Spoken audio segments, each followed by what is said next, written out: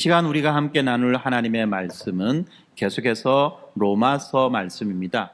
로마서 3장 1절부터 20절까지 말씀인데요. 그 가운데 19절, 20절 말씀을 읽어주시면 되겠습니다.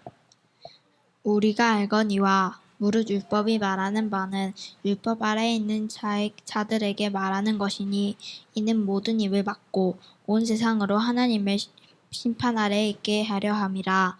그러므로 율법의 행위로 그의 앞에 의롭다 하심을 얻을 죄가 없나니 율법으로는 죄를 깨달음이니라. 아멘. 오늘 우리가 보는 이 말씀은 지금까지 우리가 살펴보았던 내용, 로마서 1장 그리고 2장의 내용의 마지막 결론 부분에 해당되는 부분입니다. 그래서 앞단락의 내용들을 쭉 정리하면서 종합하면서 그렇게 살펴보려고 하는데 어쩌면 내용이 조금 딱딱할 수가 있습니다. 여러분들 조금 인내해 주시면서 잘 들어주시면 좋겠습니다. 최대한 가급적이면 최대한 한번 쉽게 풀어보도록 하겠습니다. 오늘 본문을 통해서 우리는 이 로마서 3장 1절 20절 이 말씀을 통해서 율법의 기능에 대해서 지금 살펴볼 수 있는 것입니다. 율법이 가지고 있는 기능을 이제 무엇과 비교하느냐 하면 보통은요 이 거울에 비교하고요 또 이 재갈에 비유하고 그리고 등불에 비유합니다. 이거는 이제 우리 믿음의 선배들이 우리들에게 이 율법을 설명해 주기 위해서 사용했던 비유입니다. 거울이라고 하는 것은 뭡니까? 우리가 자기의 얼굴을 비춰보는 거죠. 자기 얼굴을 비춰볼 때 뭐 어떻게 하죠? 내가 얼마나 잘났나 그거 보는 건가요? 그게 아니죠. 내 얼굴에 뭐가 묻어 있나, 혹시 이빨 사이에 고춧가루 끼어 있나 이런 거 보는 거 아닙니까? 혹시 머리가 흐트러져 있나? 그래서 이 자기의 단점과 결점을 살펴보는 것, 이것이 이제 율법 거울의 기능입니다. 다시 말하면 우리가 율법 앞에 서게 되면 우리의 죄와 우리의 부족함과 우리의 연약함이 자연스럽게 드러나게 되어 있다는 것입니다. 이것이 율법의 첫 번째 기능이고요. 또한 율법의 두 번째 기능은 우리가 율법을 알게 되면 어떻죠? 무엇이 죄인지 무엇이 죄가 아닌지를 알게 되기 때문에 가급적이면 죄를 범하려 하지 않는 거죠. 바르게 살아가려고 애를 쓰고 또 노력하는 겁니다. 이것이 바로 우리의 삶과 우리의 행동을 제어하는 기능을 한다고 하는 거예요. 다시 말하면 이 말에게 재갈을 물려가지고 이 주인이 가고자 하는 방향으로 갈 수 있도록 하는 것처럼 이 율법은 우리들에게 재갈을 물려서 하나님의 말씀에 순종하게 해주는 것입니다.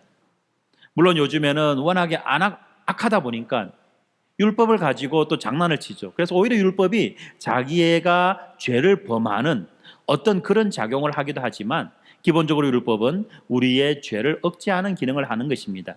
그래서 이 율법은 재갈의 역할을 하는 거예요. 그리고 이제 세 번째로 율법은요, 등불의 역할을 합니다. 등불의 역할이라고 하는 것은 길을 안내하는 거죠. 다시 말하면 이 율법은 우리들로 하여금 예수 그리스도를 발견하게 하고 예수 그리스도에게로 우리들을 인도해 가고 안내해 가는 역할을 하는 것입니다. 이것이 이제 율법의 세 번째 기능, 등불의 기능이다라고 말하는 거예요. 특별히 오늘 그 가운데 우리는 이제 율법의 첫 번째 기능, 거울로서의 기능을 한번 살펴보는 것입니다. 아까도 말씀드렸지만 우리는 매일 아침 이 거울 앞에 섭니다. 그래서 오죽하면 그죠? 거울 앞에서 이런 말도 있잖아요. 근데 물론 어떤 사람은 거울 안 보고 살아요. 무슨 자신감인지는 알 수 없지만 노래가 있죠? 거울도 안 보는 거울도 안 보는 여자. 근자감 충만한 여자. 그렇지만 그렇게 거울도 안 보는 척하는 여자도 거울 앞에 서는 거예요. 왜 그렇습니까? 거울을 통해서 자기의 모습을 비춰보고 아름답고 예쁘게 또 단정하게 꾸미기 위해서라는 거죠. 이 거울은요, 참 우리들의 모습을 정직하게 비춰줍니다. 물론 안 그런 거울도 있습니다. 어떤 거울은 조금 더 키가 커 보이게 하는 거울도 있고요. 어떤 거울은 조금 이렇게 살이 빠져 보이게 하는 거울도 있습니다만 대부분의 거울은 우리의 이 모습을 아주 정직하게 비춰줘요.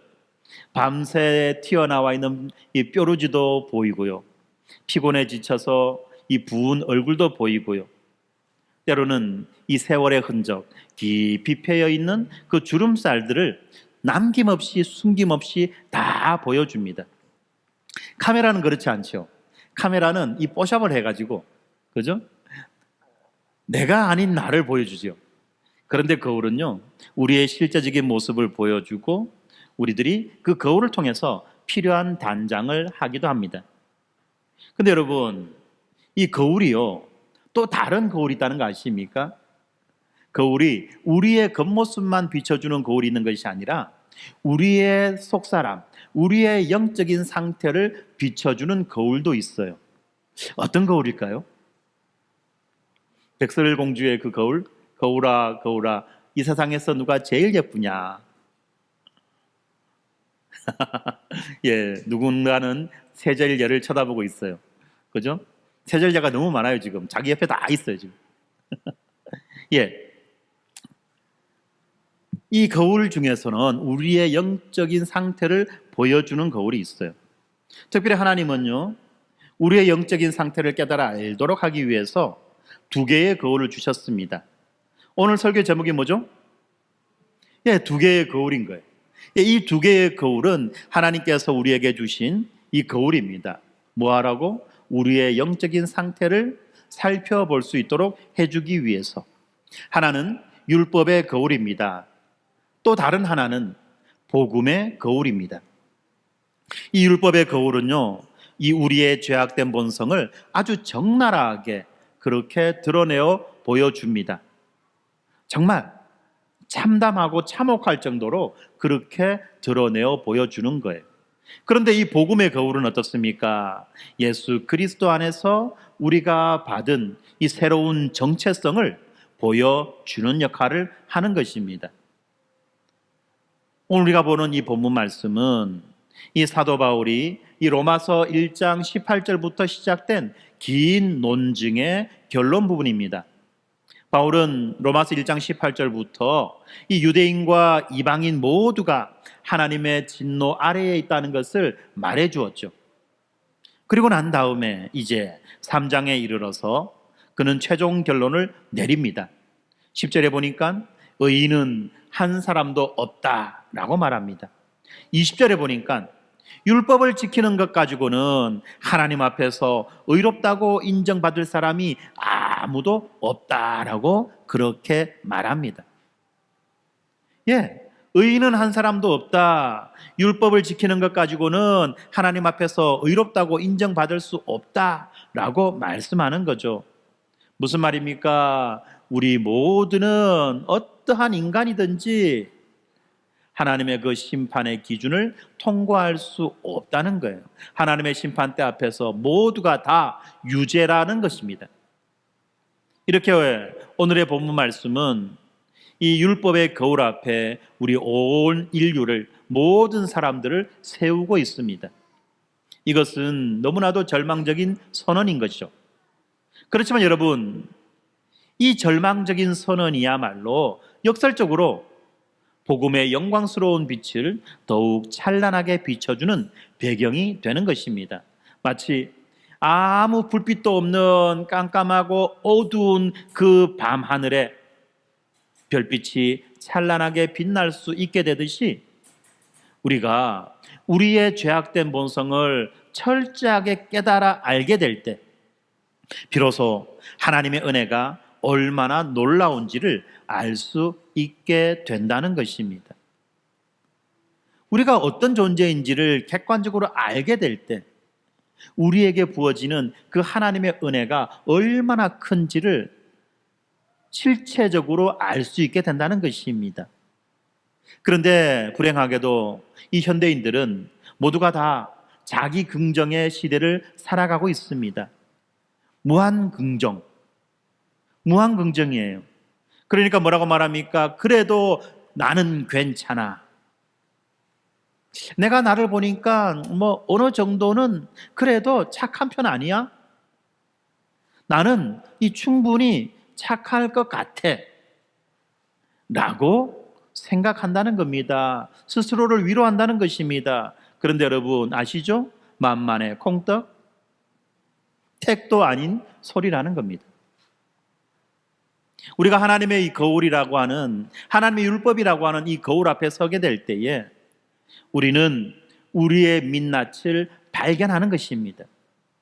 마치 희미한 촛불 아래에서 깨끗하게 보이던 그 옷이 밝은 햇빛 아래에 나오니까 숨은 얼룩들이 낱낱이 다 드러나게 되는 것처럼 이 하나님의 거룩한 빛 앞에서 우리의 그 비교적 괜찮아 보이던 그 의가, 그 착함이, 그 오름이 더러운 옷과 같다는 것으로 드러나게 된다는 것입니다. 다시 말하면 우리가 자기를 긍정하는 것은요, 어떻습니까? 어두움 속에서 자기를 긍정하는 것이에요. 희미한 촛불 아래에, 그죠? 희미한 촛불 아래에 자기 얼굴 보세요. 다 이뻐 보이고 다 잘나 보입니다. 흠도 티도 다 가려 보여요. 그런데 어떻습니까? 밝은 햇빛 아래 모든 것이 적나라하게 드러나는 그 빛 아래에서는 전혀 그렇지 않은 자기의 실체적인 모습들을 발견할 수 있는 것과 마찬가지라는 것입니다. 그래서 오늘 우리는 이 말씀을 통해서, 오늘 본문 말씀을 통해서 이 세 가지 중요한 진리들을 배우게 될 것입니다. 첫 번째는 그 어떤 이 특권이나 공로, 그 어떤 특권이나 어떤 공로도 우리를 구원할 수 없다는 것을 배우게 될 겁니다. 두 번째로, 모든 인간은 예외 없이 다 죄와 사망 아래에 있다는 것, 그리하여 하나님의 징계를, 하나님의 벌을 받을 수 없다는 것, 받을 수밖에 없다는 것을 알게 될 것입니다. 그리고 세 번째로는 율법이 우리를 구원하는 것이 아니라 우리의 죄를 깨닫게 하여 그리스도에게로, 예수님에게로 인도한다는 것을 또 배우게 될 것입니다. 오늘 살펴보는 이런 세 가지 내용을 통해서 우리는 왜 예수 그리스도의 복음이 절대적으로 필요한지를 깊이 깨달았으면 좋겠습니다. 바울은요, 이 3장을 시작하면서 먼저 가상의 유대인에게 질문을 합니다. 3장은 바울이 묻고 답하는 형식으로 기록된, 표현한 어떤 문학적인 표현 방식을 써서 자기의 주장을 뚜렷하게 드러냅니다. 3장 시작에 1절에 뭐라고 나와 있습니까? 우리가 쉽게 볼 수 있는 쉬운 성경에 보면 이렇게 되어 있습니다. 그렇다면 유대인이 이방인보다 더 나은 것이 무엇입니까? 또 할례의 가치는 무엇이겠습니까? 라고 질문하는 거예요. 왜 이런 질문이 있느냐? 그것은 우리가 2장을 살펴보면 알 수 있죠. 2장의 말미에서 바울이 이 유대인과 이방인을 동일한 선상에 놓은 것에 대해서 지금 누가 반발합니까? 유대인들이 반발하는 거예요. 왜요? 유대인들은 자기가 잘났다고, 자기가 뭔가 특별하다라고 그렇게 생각했는데 지금 바울이 2장에서 그 유대인의 잘남과 특별함을 다 깡그리 무시해 버렸기 때문에 그렇다는 것입니다. 2장에서 바울이 유대인들도 이방인과 마찬가지로 하나님의 공의의 심판을 받게 된다라고 그렇게 말했기 때문에 3장 1절과 같은 그런 질문이 나오는 거예요. 유대인들이 이렇게 질문하니까 바울은 이렇게 대답합니다. 2절입니다. 모든 면에서 많이 있습니다. 유대인이 낫다는 것이 많이 있다는 거죠. 첫째로 그것을 뭐라고 말합니까? 중요한 것은 유대인들이 하나님의 말씀을 받았다는 사실입니다. 그렇습니다. 유대인들은요, 분명한 특권을 가지고 있었어요. 그들은 하나님의 계시를 받았고 하나님과 언약을 맺었던 언약의 백성입니다. 하나님의 택함을 받은 선민이었습니다. 또 뿐만 아니라 온 인류를 구원할 메시아가 유대인으로 오셨죠. 이러한 것들은요, 모두 부인할 수 없는 아주 영광스러운 특권이었습니다. 그런데 문제는 유대인들이 이 특권을 어떻게 사용했느냐 하는 것입니다. 그래서 바울은 곧바로 질문합니다. 그런데 만일 유대인 중에 하나님을 믿지 않는 사람이 있다면 어떻겠습니까? 이 사람들이 믿지 않는다고 해서 하나님의 신실하심이 무효가 되겠습니까? 라고 질문합니다. 무슨 말입니까? 인간의 신실하지 못함이 하나님의 신실하심을 무효화시킬 수 없다는 것입니다. 그러면서 대답하지요. 절대로 그렇지 않습니다.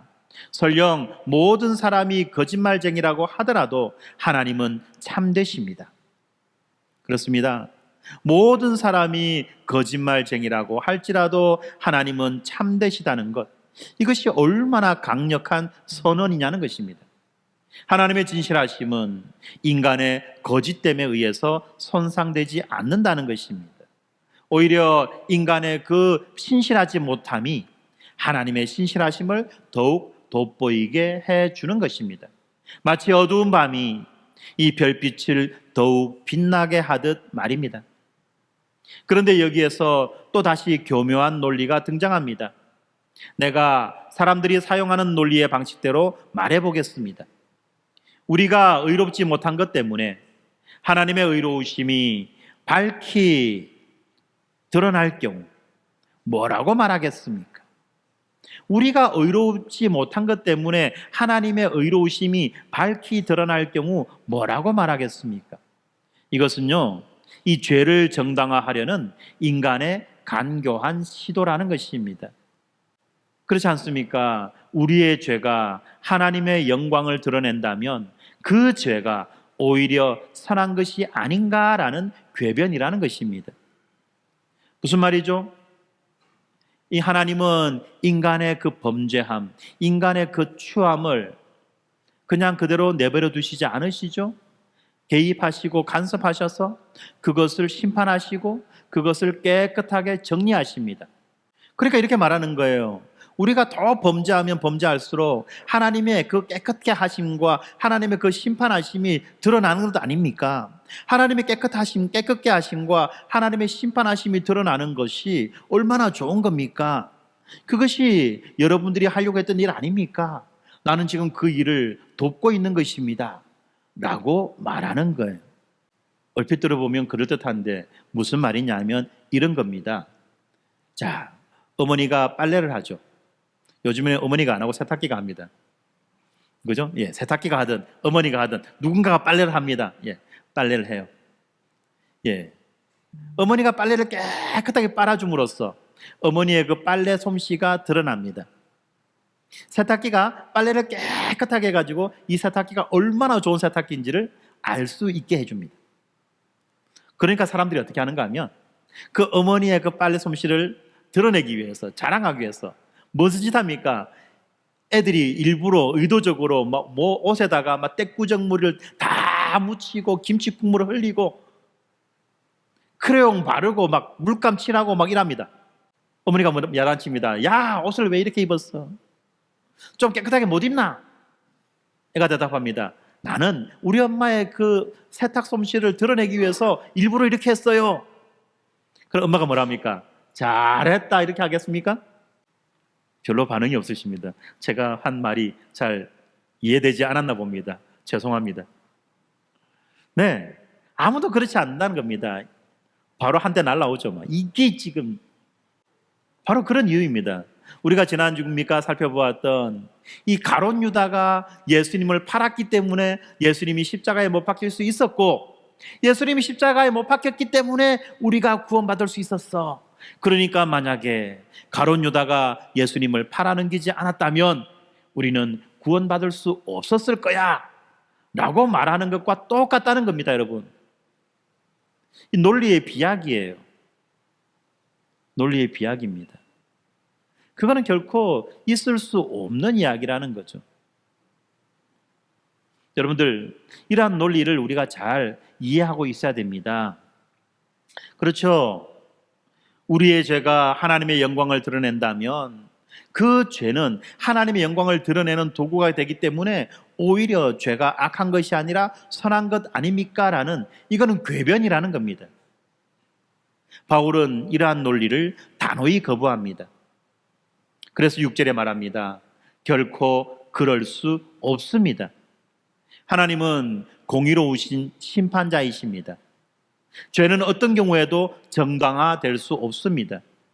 우리의 거짓말이 하나님의 참되심을 드러난다고 해서 거짓말이 선한 것이 될 수는 없다는 것입니다.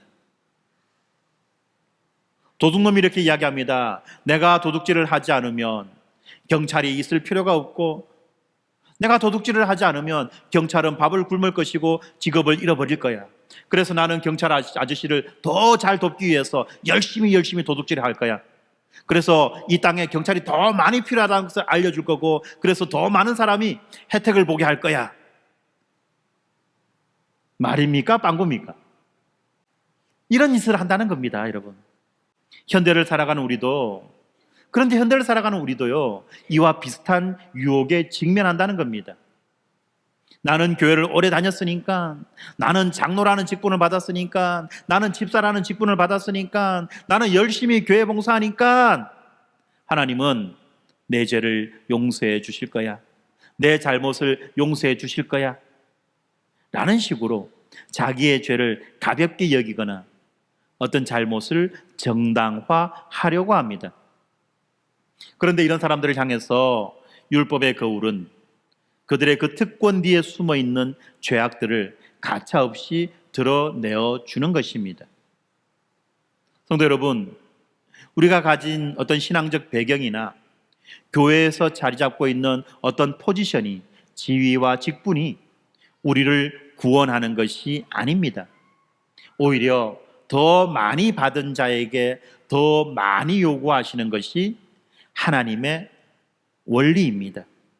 그래서 우리가 가지고 있는 그 더 큰 특권이라는 것은 우리가 더 큰 책임을 짊어지고 감당해야 된다는 것을 의미하는 것입니다. 바로 그것을 바울은 유대인들에게 알려주는 것입니다. 유대인들이 분명한 특권이 있다. 유대인들이 분명히 이방인들보다 더 나은 것이 많이 있다. 그런데 그 특권이 그들을 자동빵으로 구원해 주는 것은 아니다.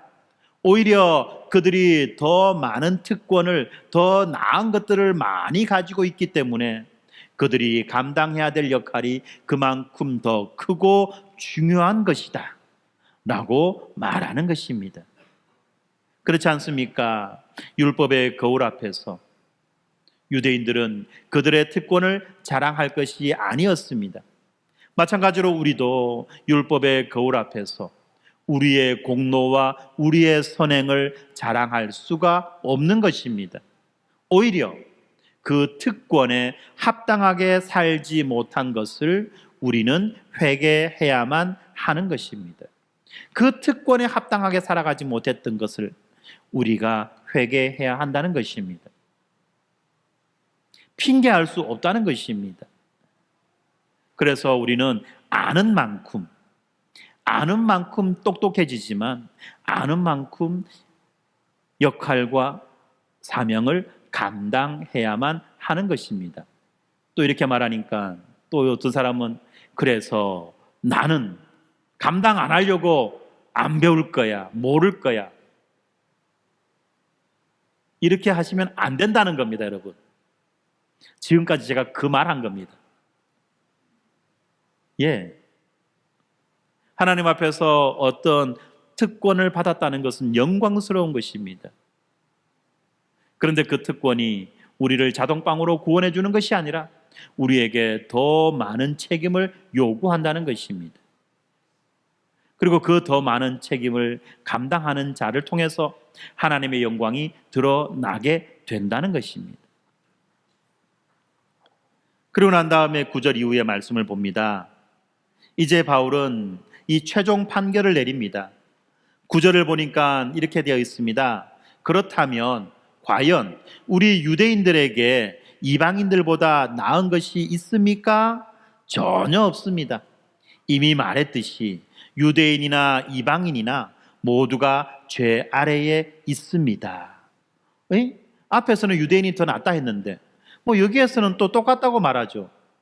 어떤 측면입니까? 하나님이 유대인을 아주 특별한 백성으로 삼아주시고 그들을 선택하셨습니다. 그리고 그들에게 귀하고 복된 임무들을 맡겨주셨습니다. 그런데 유대인들은 그 임무를 온전히 감당하려고 한 것이 아니라 오히려 그들이 받은 그 특권을 가지고 뭐합니까? 갑질하는 거예요. 완장 찾다고 완장질 하는 겁니다.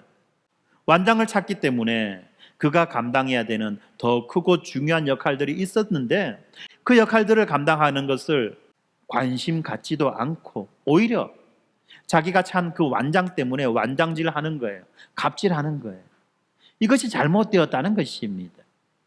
그리고 또 말하는 거죠. 본질적으로 유대인이나 이방인이나 모두 죄 아래에 있는 것입니다. 하나님의 심판을 받을 수밖에 없다는 것입니다. 이것이 너무나도 충격적인 선언이었죠. 하나님의 선택을 받은 이 유대인들조차도 이방인들과 다를 바 없이 죄 아래에 있다는 것. 바울은요, 이것을 증명하기 위해서 구약의 여러 구절들을 인용해서 말하고 있습니다. 10절부터 나오는데요. 이렇게 말하지요. 기록된 바 의인은 없나니 하나도 없으며 하나도 없다.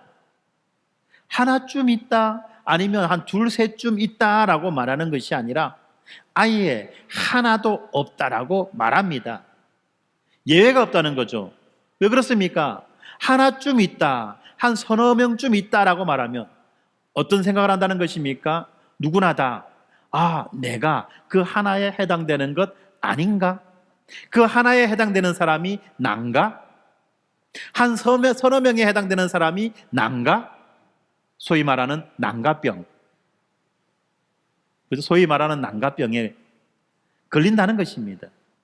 그래서 아예 그 난가병이 처음부터 시작되지 않도록 하기 위해서 뭐 한다는 겁니까? 없다.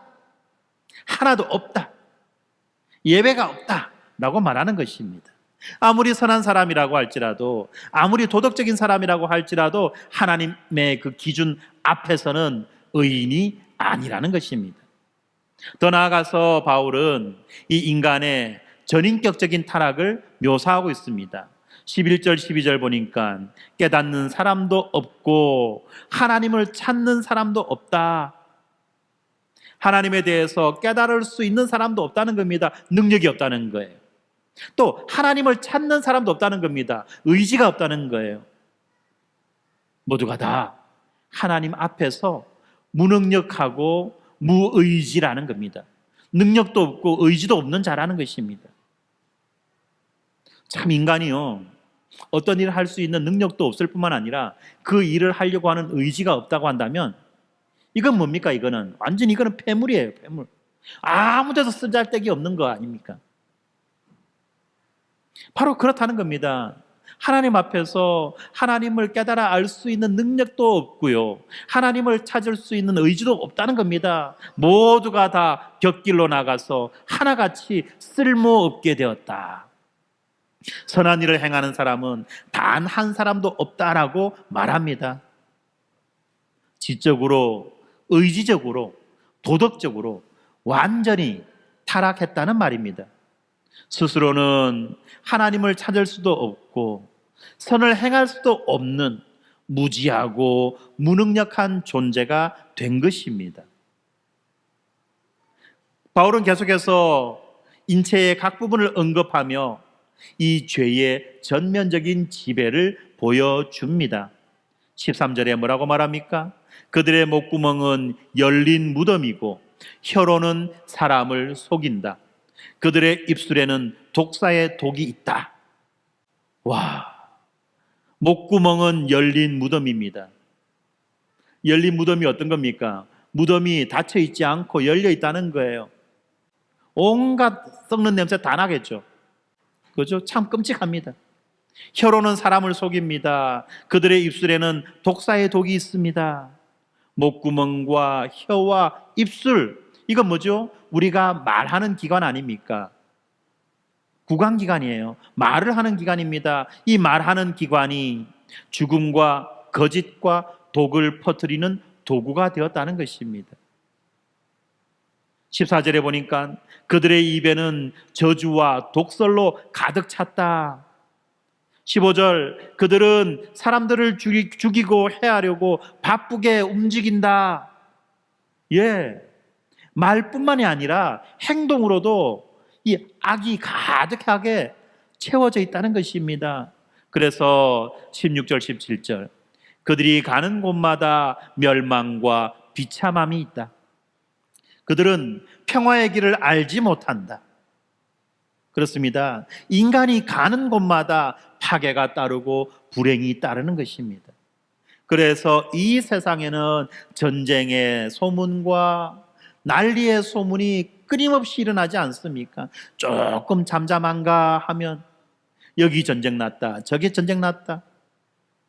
국가적인 규모가 아니라 할지라도 어떻습니까? 조금 잠잠하면 여기 이 사건, 저기 저 사건, 가면 갈수록 참혹한 사건들, 끔찍한 사건들이 얼마나 많이 그렇게 일어나고 있습니까?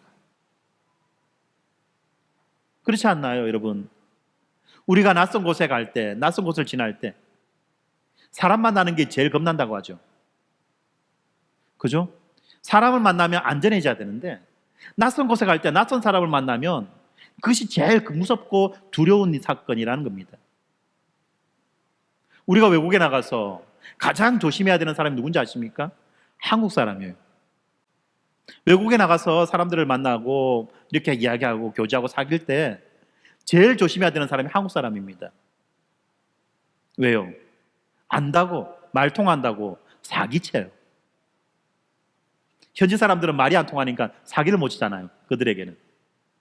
안다고, 말 통한다고 사기치는 겁니다. 먼저 왔다고, 쫓겨 뒤에 왔고 잘 모른다고. 그게 인간입니다, 여러분. 가는 곳마다 파괴와 불행이 따르는 거예요. 바울은 이 모든 악의 근원이 무엇인지를 말해줍니다. 18절에 보니까 이렇게 말합니다. 그들의 눈에는 하나님을 두려워하는 것이 없다. 그들의 눈에는 하나님을 두려워하는 것이 없다는 것입니다. 여러분 생각해 보세요. 만약에 어떤 사람이 하나님을 두려워한다면, 하나님의 존재를 인식하고 하나님의 다스림을 기억하고 하나님의 심판을 기억해서 그 하나님을 두려워한다면, 여러분 그 사람이 함부로 이상한 짓, 악한 짓 할 수 있을까요? 없을까요? 없어요. 없어요. 하나님을 인식하지 못할 뿐만 아니라 하나님을 두려워하지 않으니까 이상한 짓 막 하는 겁니다. 이상한 짓 막 하는 거예요.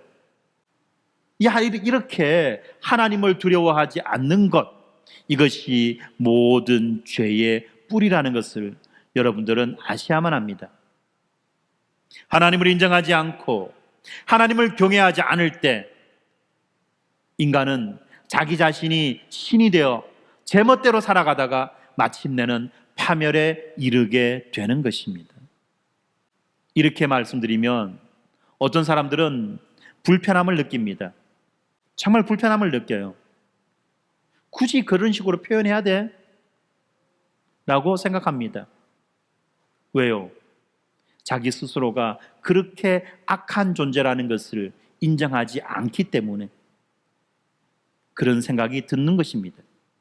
그렇지만 우리가 이 성령님의 조명 아래에서 자기 자신을 정직하게 들여다보면 이 모든 죄악의 모습이 우리 안에 있다는 것을 인정하게 되는 것입니다. 우리의 혀는 얼마나 자주 거짓을 말하고 험담하고 원망하고 핑계하고 정죄합니까?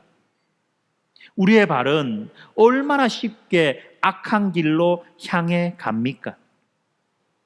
우리의 눈은 얼마나 자주 하나님보다 세상의 것들을 바라봅니까? 율법의 거울은요, 우리의 전 인격이 죄로 오염되었다는 것을 가차없이 드러내어 보여줍니다.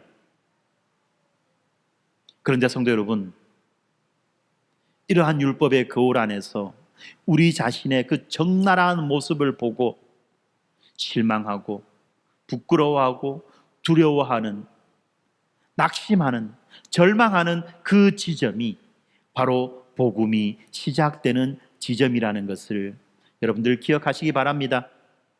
우리가 철저한 죄인이라는 것을 인정할 때, 우리가 철저한 무능력자라는 것을 인정하게 될 때, 우리는 비로소 우리의 구원자가 필요하다는 것을 인정하게 되는 것입니다. 우리를 도와주실 그분이 필요하다는 것을 우리는 인정하게 되는 것입니다.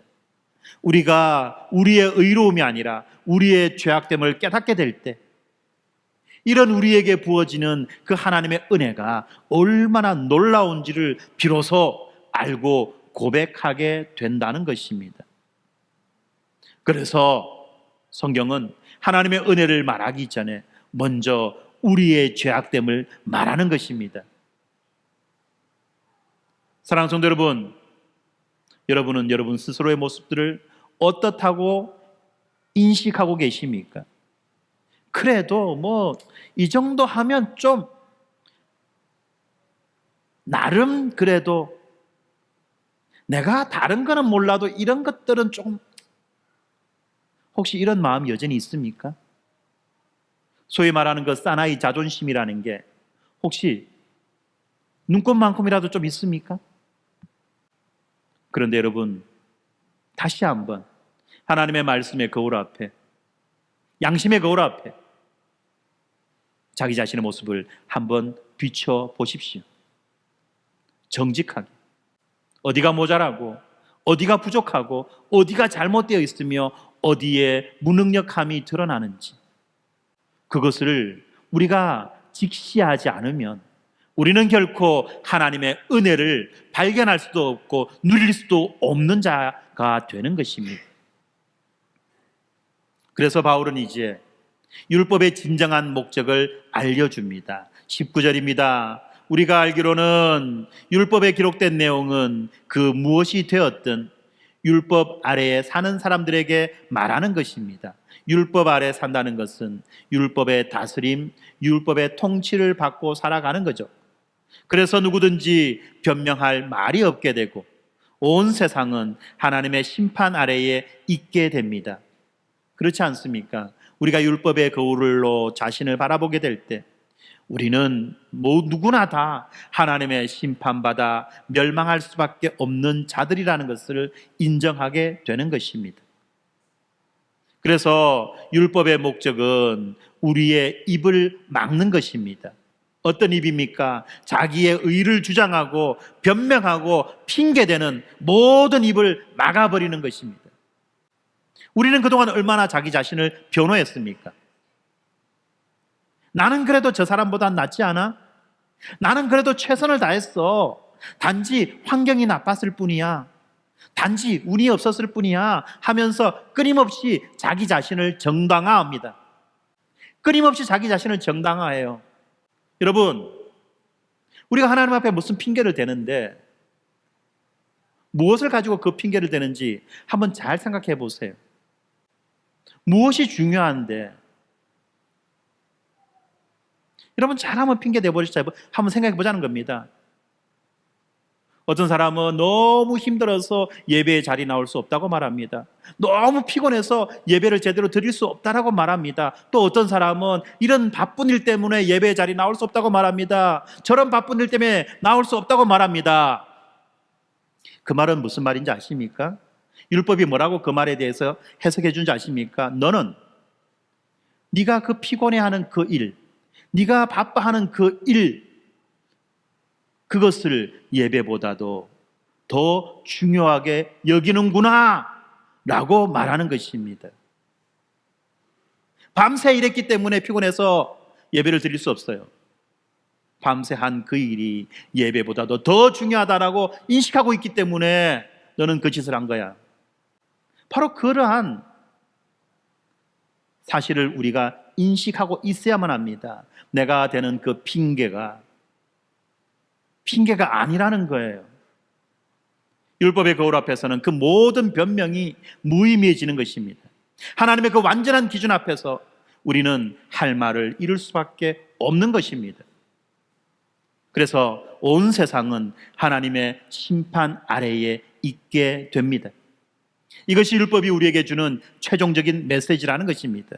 유대인이든 이방인이든 종교인이든 무신론자든 도덕적이든 부도덕하든 모든 사람이 예외 없이 하나님의 심판 아래에 있다는 것, 이것을 말해주고 있는 것입니다. 이어서 마지막 20절에서 바울은 결정적인 선언을 합니다. 그러므로 율법을 지키는 것으로 하나님 앞에서 의롭다고 인정받을 사람은 아무도 없습니다. 왜냐하면 율법은 우리가 죄인이라는 사실을 알게 해주기 때문입니다. 그렇죠. 이미 우리가 알고 있듯이 율법을 지켜서 구원받을 수 있는 사람은 단 한 사람도 없습니다. 왜냐하면 율법의 기능은 우리를 구원하는 것이 아니라 우리의 죄를 깨닫게 하는 것이기 때문에 그렇다는 것입니다. 비유를 들자면 이런 겁니다. 율법은 마치 의사가 사용하는 진단 도구와 같습니다. 엑스레이나 MRI나 초음파처럼 율법은 우리의 몸의 상태와 문제를 보여줍니다. 그러나 그 진단 도구가 병을 치료하는 것은 아니죠. 마찬가지로 율법은 우리의 영적 상태를 정확하게 진단하지만 그것을 치료할 능력은 없는 것입니다. 율법은 우리가 얼마나 심각한 상태인지를 깨닫게 해줌으로써 우리들로 하여금 치료자이신 예수 그리스도를 찾게 만들어줍니다. 갈라디아서 3장 24절은 이것을 예수 그리스도께서 오시기 전까지는 율법이 우리의 선생이었습니다. 그러나 그리스도께서 오신 뒤에는 우리가 믿음으로 인해 의롭다함을 받을 수 있게 되었습니다 라고 표현합니다. 율법은 우리를 그리스도께로 인도하는 안내자입니다. 우리가 스스로의 힘으로는 의로워질 수 없다는 것을 깨닫게 될 때 비로소 우리는 은혜를 갈망하게 됩니다. 종교개혁자인 이 마르틴 루터가 똑같은 경험을 했습니다. 그는 수도사로서 누구보다도 열심히 율법을 지키려고 노력했습니다. 그런데 그가 그렇게 노력하면 할수록 자신이 더 큰 죄인임을 깨닫게 되었던 것입니다. 그는 자기의 죄를 회개하고 하나님께 더 집중하기 위해서 자기의 몸을 때리고 자기의 몸을 상하게 하는 그런 고행도 마다하지 않았습니다. 금식도 마다하지 않았습니다. 그런데 그가 이런 일을 하면 할수록 더 자기 안에 있는 죄가 크다는 것을 발견하고 있었던 것입니다. 그러다가 그런 절망 가운데에서 루터가 로마서를 읽었습니다. 우리가 읽는 이 로마서예요. 그리고 그 말씀 가운데 오직 의인은 믿음으로 살리라 하는 이 말씀을 통해서 비로소 복음의 진리를 발견하게 되었습니다. 율법은 그를 절망시켰지만 바로 그 절망이 그를 그리스도에게 은혜로 인도하였던 것입니다. 복음으로 인도하였던 것입니다. 성도 여러분, 우리도 마찬가지입니다. 우리가 아무리 노력해도 하나님의 기준에 도달할 수 없습니다. 우리의 최선조차도 하나님 앞에서는 더러운 옷과 같습니다. 그런데 여러분, 이렇게 말하면 나는 모르겠다 할 만큼 했으니까 이제는 포기할란다가 아니죠. 그 말 하려고 하는 거 아니죠. 우리의 어떠한 노력도 하나님 앞에 아무 의미 없다는 것을 깨닫고 우리의 무능력을 인정하고 그리고 하나님의 능력을 의지하자고 제가 이 말씀을 드리는 것입니다. 사랑하는 성도 여러분, 우리는 오늘까지 몇 주 동안 이 율법의 거울 앞에 서 있었습니다. 마음이 많이 무거웠을 거예요. 그 거울은 우리들의 죄악된 본성을 가차없이 드러내었습니다. 유대인의 본성, 이방인의 본성을 드러내었습니다. 교회 안에서 방구나 낀다고 생각하는 그런 사람들의 본성과 오늘 금방 교회에 나온 사람들의 그 본성을 다 드러내었습니다. 그리고 결론은 유대인들의 종교적인 특권도 이방인의 도덕적인 노력도 그 어떤 것도 우리를 의롭게 할 수 없다는 것을 보았습니다. 성경이 말합니다. 의인은 없나니 하나도 없으며 율법의 행위로 그의 앞에 의롭다 하심을 얻을 육체가 없나니라는 이 선언은 바로 우리의 무능력과 우리의 무의지를 드러내어 보여주는 것입니다. 이것은 절망적인 진단입니다. 그러나 바로 이 절망의 자리에서 우리의 희망이 시작됩니다. 의사가 정확한 진단을 내려야지 적절한 치료를 할 수 있지 않습니까? 그렇지 않나요? 진단이 잘못되면 치료도 잘못됩니다. 결과도 잘못돼요. 진단이 정확해야지 치료가 정확할 수 있고 결과가 좋을 수 있다는 것입니다. 바로 우리가 자신의 죄인됨을 철저하게 인정할 때 하나님의 은혜의 크심을 알고 그 은혜를 받을 준비가 되는 것입니다. 그래서 우리가 다음 시간에 살펴보게 되는 로마서 3장 21절이 이렇게 시작합니다. 그러나 이제는 율법 없이도 하나님께로부터 오는 의가 나타났습니다. 그러나 이제는 무슨 말입니까? 절망의 시대가 끝나고 소망의 시대가 시작되었다는 선언입니다. 율법이 할 수 없었던 그 일, 그 구원의 일을 하나님께서 다른 방법으로 이루어 주신다는 것입니다. 그 방법은 바로 예수 그리스도의 십자가입니다. 우리가 율법을 지켜서 의롭게 되는 것, 우리가 율법을 지켜서 구원을 받는 것이 아니라 예수님께서 우리를 대신하여 모든 율법을 완성하시고 우리의 죄값을 십자가에서 지불하셨기 때문에 우리가 의롭게 되는 것이고 우리가 구원을 받는 것입니다. 이것이 기독교가 다른 종교와 대비되는 유일한 특징이며 장점입니다. 그리고 이 예수님을 믿는 모든 자에게 하나님은 자신의 의를 선물로 주시고 우리가 선물로 받은 이 의 때문에 하나님은 우리를 의롭다고 여겨주시며 우리를 구원하시고 우리를 자녀 삼아주시고 우리에게 하나님 나라의 충만한 복과 안식을 내려주시는 것입니다. 이것이 복음입니다. 그래서 율법의 거울은 우리의 죄로 인해 부패하고 오염된 모습을 보여주지만 이 복음의 거울은 그리스도 안에서 우리가 받은 새로운 신분을 보여줍니다. 복음의 거울은 죄인 되었던 우리가 의인이 되었고 하나님과 원수 되었던 자가 하나님의 자녀가 되었다는 것을 알려줍니다. 그러므로 성도 여러분, 율법 앞에서 그리고 자신의 한계 앞에서 절망하십시오. 절망해야 됩니다. 아주 철저하게 절망해야 됩니다. 그러면 그 절망이 여러분을 그리스도에게로 인도하는 축복의 통로가 될 것입니다. 그리고 성도 여러분, 율법 앞에서 자신의 한계 앞에서 절망하지 마십시오. 여러분의 죄가 아무리 크고 많아도 하나님의 은혜는 그보다 더 크고 풍성하시기 때문에 우리는 절망할 수 없는 것입니다. 우리의 실패가 아무리 반복된다고 할지라도 우리들을 향한 하나님의 사랑은 결코 변하지 않는 것입니다. 그래서 우리의 무능력 앞에, 우리의 그 한계 앞에, 우리의 완악함과 우리의 그 죄의 본성 앞에서 우리는 절망합니다. 철저하게 절망합니다. 그리고 동시에 우리는 온전한 소망과 희망과 기대를 가질 수 있습니다.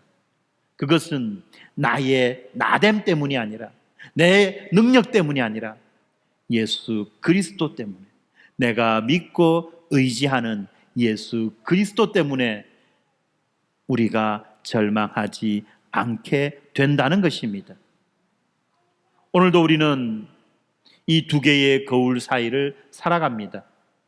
율법의 거울은 계속해서 우리의 부족함을 보여주며 우리를 겸손하게 해줍니다. 그리고 그럴 때마다 우리는 복음의 거울로 시선을 돌립니다. 그리고 거기에서 우리는 예수 그리스도를 통해서 드러난 그 찬란한 영광을 바라봅니다.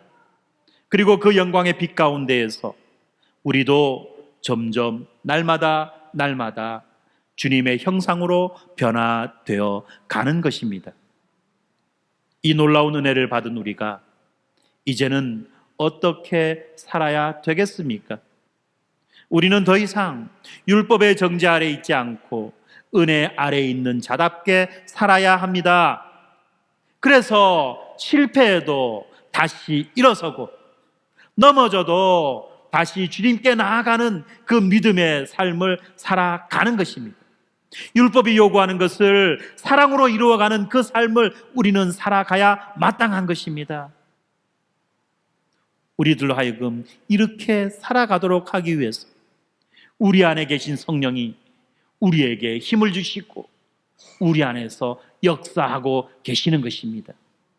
사랑하는 성도 여러분, 예수 그리스도의 십자가 복음이 우리들의 유일한 소망이 되기를 바랍니다. 율법의 거울이 아니라 복음의 거울 앞에서 우리들의 참된 정체성을 발견할 수 있게 되기를 바랍니다. 그리하여 이 험한 세상을 살아가면서도 흔들리지 않는 기쁨과 평안을 누리시기를 우리 주 예수 그리스도의 이름으로 축원합니다. 아멘. 기도하겠습니다. 거룩하신 하나님 아버지, 주님의 율법의 거울 앞에 선 우리들의 모습을 보며 두렵고 떨리는 마음으로 주님 앞에 엎드립니다. 의인은 없나니 하나도 없다는 말씀 앞에서 저희의 모든 자랑과 교만이 무너집니다. 우리들의 혀는 거짓을 말하고 우리들의 발은 악한 길로 달려갔으며 우리들의 눈에는 주님을 두려워하는 것이 없었습니다. 율법의 행위로는 결코 의롭다 함을 받을 수 없는 선에 대해서 무능하고 무징한 죄인임을 인정합니다. 고백합니다. 그러나 아버지, 우리의 절망 끝에서 만난 그 십자가의 은혜가 얼마나 놀라운지를 알게 해주셔서 감사합니다. 우리가 할 수 없는 일을 예수 그리스도께서 다 이루어 주셨고 그 모든 이루어심을 우리들에게 전가시켜 주셨음에 감사합니다. 복음의 거울에 비친 우리들의 새로운 모습을 보게 하게 해주시니 감사합니다. 죄인이었으나 의인이 되었고 원수였으나 자녀 되게 하심에 감사드립니다. 주님, 날마다 주님의 은혜 안에 거하며 그 사랑으로 살아가게 하여 주시옵소서. 실패해도 다시 일어서는 믿음을 주시고 율법의 요구를 사랑으로 이루는 성숙한 그리스도인이 되게 하여 주시옵소서. 우리를 사랑하시고 우리를 구원하신 예수님의 이름으로 기도드립니다. 아멘.